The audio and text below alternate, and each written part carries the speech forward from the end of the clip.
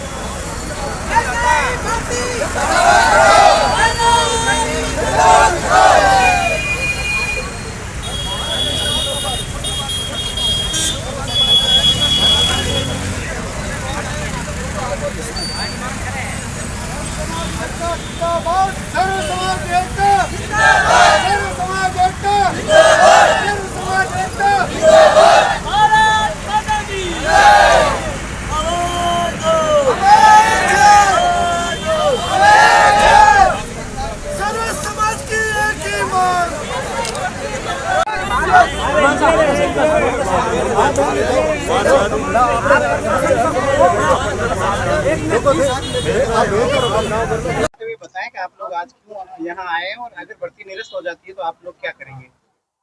हाँ, मेरा नाम पूनम राठौड़ है। इस भर्ती के अंदर मेरे पति धर्मेंद्र सिंह शेखावत जी हैं।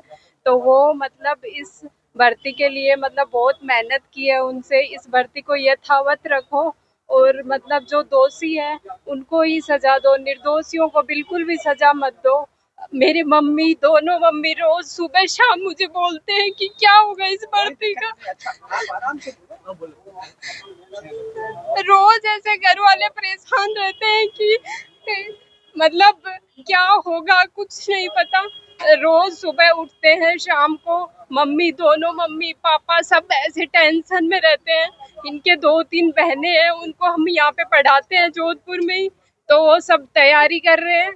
और मतलब इस भर्ती को किसी भी हालत में मुख्यमंत्री जी महोदय से नम्र निवेदन है कि इस भर्ती को कोई भी हालत में रद्द नहीं करें और यथावत रखें। हमारा यही परिचय है और सब सर्व समाज इससे मिलके सब ये मांग कर रहे हैं कि बिल्कुल भी ये भर्ती रद्द नहीं होनी चाहिए। और हम सब एक साथ मिलके यही आपसे कामना कर रहे हैं कि प्लीज ये भर्ती यथावत रखो प्लीज। क्या मांग को लेकर आप प्रदर्शन कर रहे हैं और किसको ज्ञापन दे रहे हैं, क्या कह रहे हैं? हम कलेक्टर महोदय के माध्यम से मुख्यमंत्री को ज्ञापन सौंपने के लिए आए हैं। सर्व समाज छत्तीस कौम के बैनर तले सर्व समाज छत्तीस कौम के आज पदाधिकारी यहाँ आए हैं और ये मांग करने के लिए आए हैं कि जो एसआई की भर्ती है उसको निरस्त किसी सूरत में नहीं किया जाए।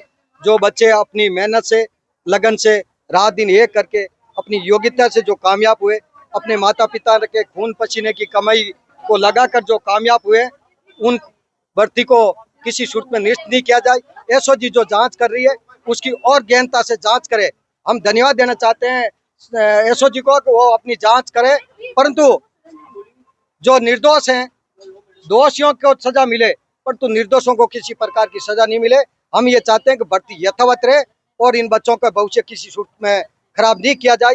हम सरकार से पुरजोर से सर्व समाज छत्तीस कौम की ओर से मांग करते हैं कि इस भर्ती को किसी सूरत में निरस्त नहीं किया जाए। और ये जो निरस्त कराने वाले लोग जो चाहते हैं, वो कुछ लोग हैं, वो अपने व्यक्तिगत स्वार्थ के लिए, अपने राजनीतिक रोटियां सेकने के लिए वो कर रहे हैं। और आपको जानकारी होगी, मैं ये बताना चाहता हूँ कि जो एक महिला कैटेगरी के अंदर चौथे नंबर पे एक मोनिका नाम की एक बच्ची आई थी और उसके साथ में जो अभी हरियाणा से एक चुनाव लड़ा, जो अभी आरएलपी के साथ में लगा हुआ है, वो ये कहता है मेरी बहन है, इसने नाम किया, ये किया, वो किया, 10 बातें करता है।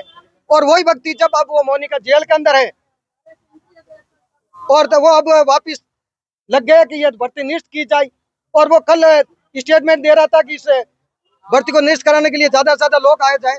और इसी प्रकार से जो सुरेश ढाका है, जो अभी 1.5 लाख का सरकार ने, पुलिस ने उसके पीछे इनाम घोषित कर रखा है और कहा कि उसको तुरंत प्रभाव से गिरफ्तार किया जाए।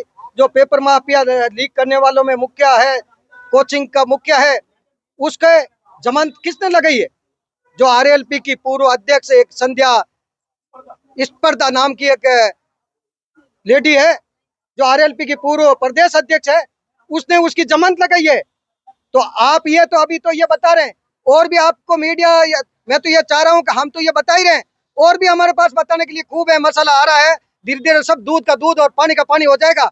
परंतु मैं मीडिया से भी निवेदन करना चाहता हूँ कि इसके अंदर जो षड्यंत्रकारी है, जो इस भर्ती को रद्द कराना चाहते हैं, तो उनकी मंशा क्या है, उसके पीछे उनका क्या षड्यंत्र है, क्या सोच है, उसकी आप भी अपने लेवल पे पता लगाएं, क्योंकि आप बारीकी से पता लगा सकते हैं। हमारे पास और भी जानकारी आएगी, हम मीडिया के सामने रखेंगे, सरकार के सामने भी रखेंगे। अगर भर्ती निरस्त हो जाती है तो फिर आप लोग क्या अगला कदम उठाएंगे? भर्ती निरस्त हो जाती है, ये पूरे प्रदेश के अंदर सर्व समाज छत्तीस को मिलकर उन बच्चों के न्याय दिलाने के लिए, उनके परिवार को न्याय दिलाने के लिए आंदोलन करेंगे, जो पूरे प्रदेश में करेंगे, जिसकी जवाबदारी सारी सरकार की और प्रशासन की होगी।